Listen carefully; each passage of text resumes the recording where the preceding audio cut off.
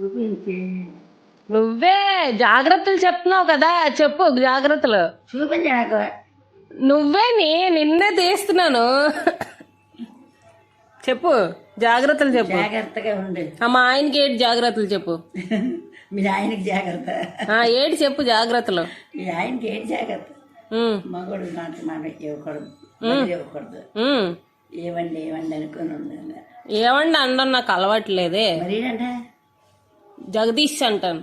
జగదీశ పేరెట్టి పిల్లక. మరి ఇంకేమని పేరెట్టి పిలకూడదు, ఆయుష్ తగ్గుతుందట. నేను ఎందుకు చెప్తాను విను. పేరెట్టి పిల్లక భర్తనే. మరి ఇంకేమని పిలవాలి?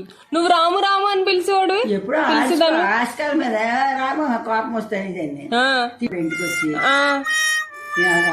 అబ్బా నేను విన్నాను, నాకు గుర్తుంది. రామని ఎప్పుడైందండి? నాకు గుర్తుంది. రామని ఉంటున్నానమ్మా సర్దాకంటానేమో గడి. జగదీష్ నన్ను వసే అని పిలుస్తాడు. ఎవరు? జగదీష్. మీ ఆయన ఏమని వసే అని పిలుస్తాడు. ఏమలగా నేను ఒరే అనొచ్చా మరి?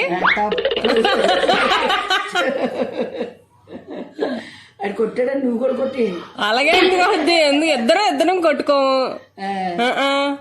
ఏమండి ఏమండి అప్పుడు ఏమండి అనాలి నన్ను కూడాని. అబ్బా ఇదే పేచి కత్తి. పేచి కత్తి. మా అమ్మమ్మ చెప్పింది పేరెట్టి పిలకూడదట, తప్పట. ఏమండి అని పిలుస్తానండి ఆయన.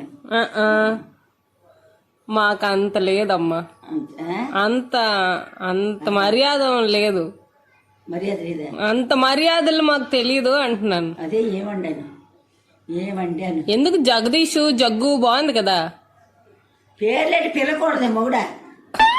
మగుడినే దేనికి పేర్లేడు? పెళ్లిపేటల మీద పేరెట్టి పిలుస్తాను. ఇంటప్పుడే ఏం పేరు అమ్మ నీ భర్త పేరు అడుగుతారు. మీ ఆవిడ పేరు ఏం పేరు అడుగుతారు. నీ పేరు చెప్తావు, అప్పుడు తలుపు తీస్తాడు. పుట్టప్పుడు మొగుడిని పేరెట్టి పిలుచుకుంటారు. నీ ఇష్టమే.